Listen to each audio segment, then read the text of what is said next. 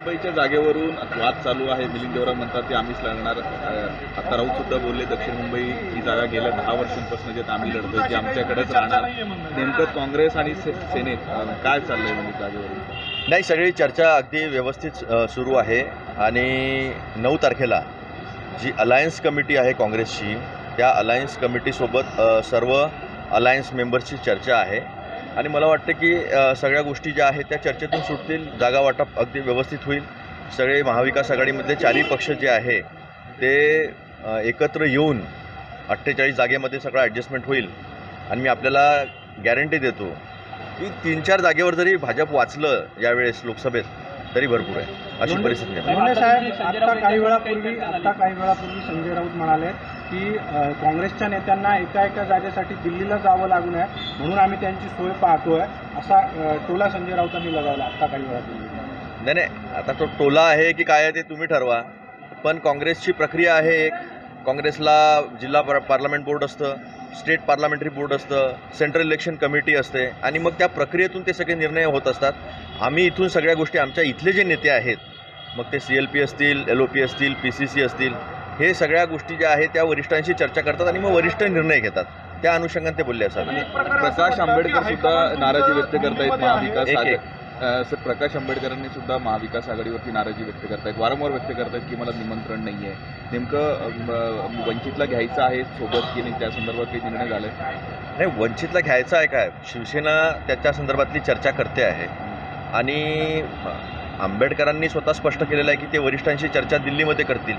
तर दिल्लीतले वरिष्ठ चर्चा करतील आणि शिवसेना त्यांच्यासोबत चर्चा करतेच आहेत. त्यामुळे ते महाविकास आघाडीचा घटक आहेच, त्याच्यात काही दुमत असण्याचं कारण ते नाहीच म्हणतात. मला अजून आमंत्रणच मिळालं नाही आहे, मला काँग्रेसला घ्यायचं नाही. त्या संदर्भामध्ये शिवसेना तुम्हाला चांगल्या पद्धतीने सांगू शकेल, कारण चर्चा त्यांच्यासोबत सुरू आहे, काँग्रेससोबत नाही आहे. नाही, काँग्रेससोबत आहेच ना. शिवसेना चर्चा करते म्हणजे काँग्रेसही चर्चा करतेच आहे, तो विषयच नाही. 48 जागांमध्ये सर्व बसून एक चांगला निर्णय जो आहे तो आपल्याला झालेला दिसेल. इथे मला एक महत्त्वाचा विषय इथे मांडायचा होता, विद्यार्थ्यांच्या संदर्भातला विषय आहे.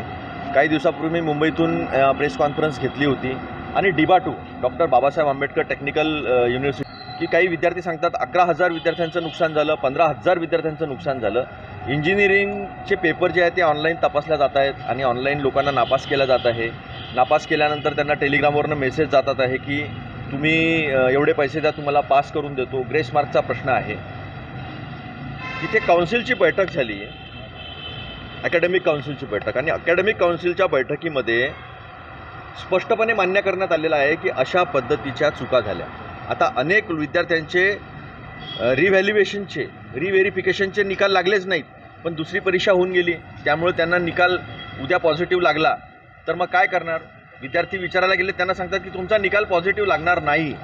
हे यांना कोणी सांगितलं? म्हणजे तुम्ही ठरवून लोकांना नापास करता का? हा एक महत्त्वाचा प्रश्न आहे. आणि दुसरा प्रश्न असा आहे की तुम्ही निकाल न लावता परीक्षा कशी घेतली? आणि मग तुम्ही स्वतः तुमच्या अकॅडमिक काउन्सिलच्या मीटिंगमध्ये हे मान्य करता की ते डॉक्युमेंट माझ्या हातात आलेलं आहे, ती प्रेस नोट तुम्हाला थोड्या वेळाने आमची भेटूनच जाईल. ते असं म्हणतात की याच्यात पॉईंट नंबर 5 आहे अकॅडमिक काउन्सिलचा. ते असं म्हणतात की discussion regarding the suggestion to file and FIR against those responsible for examination ब्रॅकेटमध्ये result, marks variation, allocation of grace marks etc. debacles especially the vendors.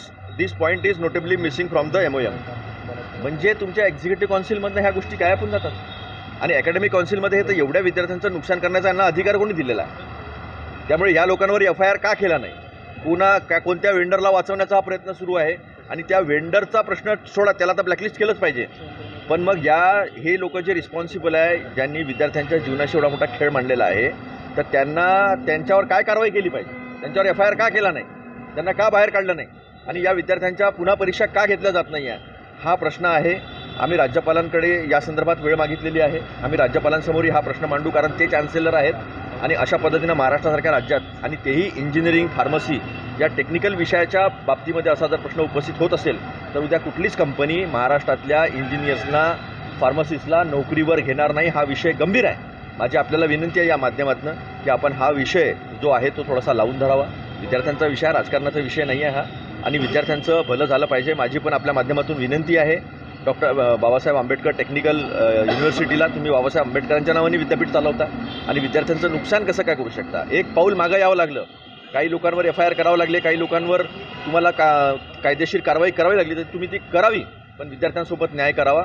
अन्यथा मग काँग्रेस आपल्या मार्गानं हा प्रश्न कसा सोडवायचा ते सोडवून घेईल. 12 तारखेला नरेंद्र मोदी नाशिक दौऱ्यावर आहेत, कसं बघताय दौऱ्याकडे, काय अपेक्षा आहे? ते दौऱ्यावरच असतात, त्यांना दुसरं काम कोणतं आहे? एक तर फॉरेन टूरवर असतात, नाही तर देशामध्ये कुठेतरी रिबिन कापत असतात किंवा छानपणे थंडगार वाऱ्याच्या ह्याच्यात समुद्राच्या किनारी बसलेले असतात.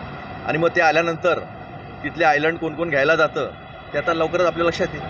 मुंबई पोलीस दलातील मोटर वाहन डिपार्टमेंटमध्ये काम करणाऱ्या 8 महिला ज्या पोलीस शिपाई आहेत त्यांनी एक लेटर बॉम्ब टाकला आहे. मुख्यमंत्री उपमुख्यमंत्र्यांना पत्र लिहिलं आहे. त्यात त्यांनी अत्यंत गंभीर असे आरोप केले. वरिष्ठ अधिकारी बलात्कार करतात असे गंभीर आरोप त्यामध्ये आहेत. हा गंभीर प्रश्न आहे. आपण जर महिलांना नोकरीच्या ठिकाणी आणि तेही मोटर वाहनसारख्या डिसिप्लिन फोर्समध्ये जर आपण सुरक्षित ठेवू शकत नसेल तर मग आपल्याला थोडी या सरकारला लाज वाटली पाहिजे. लेटर बॉम्ब टाकला नाही, त्यांनी आपली कैफियत मांडलेली आहे, त्याच्यावर किती लवकर आपण कारवाई करतो हे आपण पाहिलं पाहिजे. महाराष्ट्राचे उपमुख्यमंत्री हे राज्याचे गृहमंत्रीसुद्धा आहेत, त्यांनी लवकर ॲक्शन घ्यावी. त्यांच्याच शहरामध्ये नागपूरमध्ये जिथून मी पण येतो 500 बलात्कार झाले. हे NCRBचा डेटा आहे, आमचा डेटा नाही आहे. मग आपण करता काय आणि कोणत्या विषयावर आपण बोलता? महिला सुरक्षेचं आपण नाव घेता. अब की बार बहुत होगा महिलाओं पे अत्याचार, अब की बार दूर से नमस्कार, अशी परिस्थिती यांच्यावर आलेली आहे. काल पिंपरी चिंचवडून परत येत असताना खालापूर टोल नाक्यावर राज ठाकरेंचा आपण एक व्हिडिओ बघितला. राज ठाकरेंनी स्वतः वाहनातून उतरवून ज्या वाहनांच्या रांगा लागल्या होत्या त्या टोल चालक जो आहे त्याला मोफत वाहनं सोडायला लागली. मला असं वाटतं की धरसोड सोडून दिलं पाहिजे. एक कुठलं तरी धोरण जे आहे ते धोरण केलं पाहिजे. सरकारला मग संपूर्ण धोरण जे आहे ते ग्राहकांच्या फेवरमध्ये असलेलं, चांगले रस्ते पण झाले पाहिजे अशा पद्धतीचं एक धोरण जे आहे ते राज ठाकरेंनी सरकारसमोर मांडावं, जनतेसमोरही मांडावं आणि ते करायला भाग पाडावं. असं टोलसमोर उभं राहायचं, मग तिथे काही लोकांना मोफत सोडायचं, हा स्टंट आहे, दुसरं काय. थँक्यू.